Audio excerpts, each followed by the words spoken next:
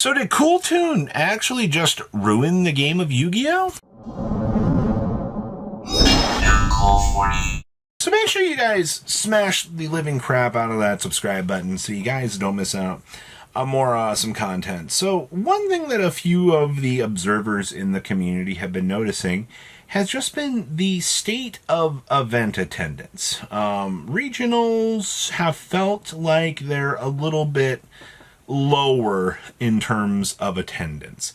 Now, I do want to remind people right now that we are in summer. You have the World Cup going on. You have people going on trips with their families. You know, this is a time that a lot of people don't tend to associate a lot with the trading card game experience. It's more so, you know, people have lives. They want to do other things. But that's not stopping people from making the comparisons, as you will. You know, especially with the way that the format is. Now, you will have a few people that'll look at Cool Toon right now and they're going to say, well, you know, Cool Toon is not an unbeatable force. You know, honestly, the deck is pretty manageable. I agree with that. The Cool Toon matchup is not horrendous. It is not unbeatable.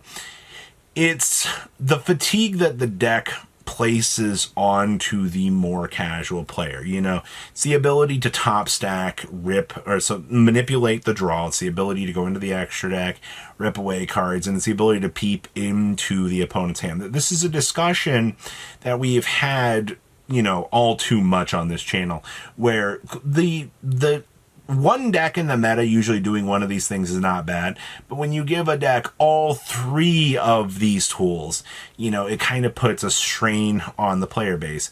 So to start things off, I would say to a degree, the answer is yes. Cool Toon has put a little bit of a pampering on the meta.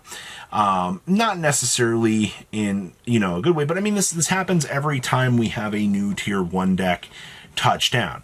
You know, you either get meta fatigue, you get people going, you know, why are we not getting ban list fast enough to check these problems? Or it's just like, well, the OCG already fixed this, but the answer is the OCG had the deck months before we did. So, you know, they're now cleaning up the problems that this deck has left on their meta, but they had it, you know, 2 to 3 months before us. So the deck has gone through its cycle, so now they can start to cycle it out. You know, there's also the topic of, you know, when's the TCG going to get a ban list? You're probably not going to see a TCG ban list until after Worlds at this point. As much as I would, you know, love to see something, we're too close to the most competitive events. And this is the other cycle that we talk about in this game, where there's actually multiple things that impact the game. You know, the 4 core sets every year kind of act as a mini ban list in a way, because they provide a system of changing the game as a whole. You know, they bring in new cards, they bring in new strategies, they add cards to the existing strategies, which is good. So that kind of acts as a ban list buffer in and in itself. And that's exactly what we're about to get. This weekend is the sneak preview for Chaos Origins. Chaos Origins brings the Mind Shuffle deck to the table. And we get to see how the Angel archetype's going to do, which, by the way, remember, half of this community said that the new Angel archetype is literal dog shit. Nobody's going to want to play it. And I've already seen like 3 to 4 different FTK videos pop up with this.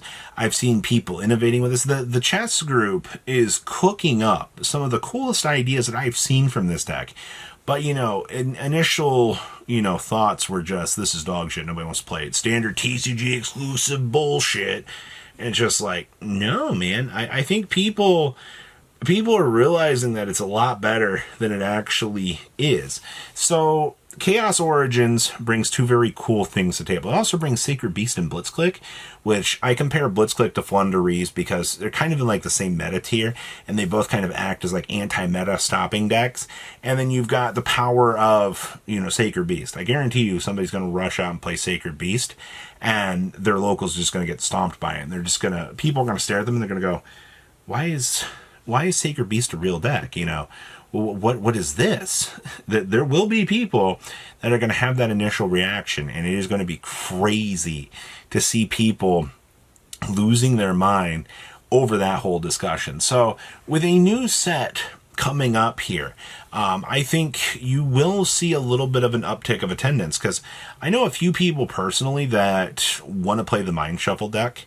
I'm one of them, but I'm not talking in the sense of myself here. It's just we're kind of in that, we're in that sluggish drag phase where, you know, players are like, hey, you know, we want to see what's going on for the WCQ, you know, or, you know, they're already locked in their basement, 24-hour play testing, you know, trying their best to already cook up the upcoming best strategy. You know, there's different methods to this, but the competitive players are going to be the ones that are going to be grinding right now. They're the ones that are going to look at the developments in this format, and they're the ones that are, you know, playing the end of this. Now, regional season should officially be over now. If not, there's like one more week, but I think regionals are done for the block. And to say that, you know, overall regional attendance was down, no, it's the end of the block. Cool Tune's just too much of a straggler. People want Chaos Origins to come out. I mean, you've got the other half of the meta that wants to see a ban list right now actually, you know, change up things, but you're not going to get that until later this year. I guess this also lumps into the overall state of the game right now. The meta's not exactly the most exciting thing in the world. It's not a doomsday, you know, this is terrible, but it's enough at the point right now that I understand the fatigue. I understand, you know, the whole meta drag and so forth, but there is good positives coming. And I also will say for next month, as you know, we are heading on in to, you know, the next set, and we will get to see, you know, how the Brave set is really going to shake things up in the OCG. And I'm excited about that. You know, we'll be painting the picture for the next set. You know, we'll have a lot of cool ideas to test. You know, we'll get to see what the rest of the deck build stuff that Konami has in store for this. You know, we'll have more of a method to see. And also, there's an unknown deck build pack still creeping around in the back for whatever reason they've just not shown any key details on. So as long as these upcoming things, and also, you know, beyond that, you know, if you're worried about like the game being in a physically bad shape, you know, you've got the dual terminal theme. We also don't know what our luxury product's going to be this year. We have in the TCG, we have Magnificent Monsters. Honestly, Yu-Gi-Oh tends to go in cycles, and I mean, we see this with like a temporary attendance drop a lot of the time. You know, people are just waiting. You know, we have Magnificent Monsters coming. You know, that's the big collector's boom that people want to see.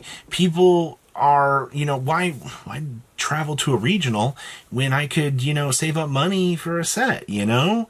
I mean, yeah, it's the experience with friends, sure, but, you know, it's a lot of these topics of conversation, and it's also like summertime, you know, people might be picking up hours to save more money. I mean, it happens. There's a lot more factors going on with this. Real world events and real world things do impact this game. Contrary to what you might think, as you put on your little tinfoil hat and you're like, well, you know, I don't actually think that X and X impacts the game. Yeah, it does. Tariffs impact the game. We saw it with the tin packaging last year being an issue. You know, people are traveling for it's the time of year. It really is. But this is the one time I don't think Yu-Gi-Oh! Is really in a doom and gloom sort of situation. I would say the meta fatigue is a little bit more viral than it's been in the past, which is not necessarily a bad thing. Players will be more vocal with things that they're more displeased with. That's a pretty normal thing to see with this game. But I think it's just more of the drag right now than we've seen in a little while. So what do you guys think about kind of the state of things right now? Do you think, you know, this turned out to be a state of the games video, but I mean, a lot of this does plug in determining factors with things, you know, whether it be meta, time of the year, attendance, real world events, you know, card pricing, you know, that's another thing too to think about. You know, Yu-Gi-Oh's not really budget friendly at the moment when you need a couple $100 just to pick up some of these themes.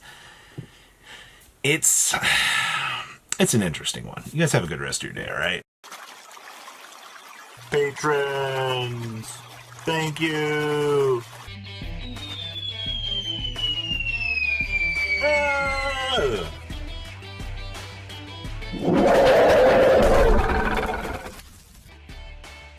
Thank you so much for watching. Check out these other videos.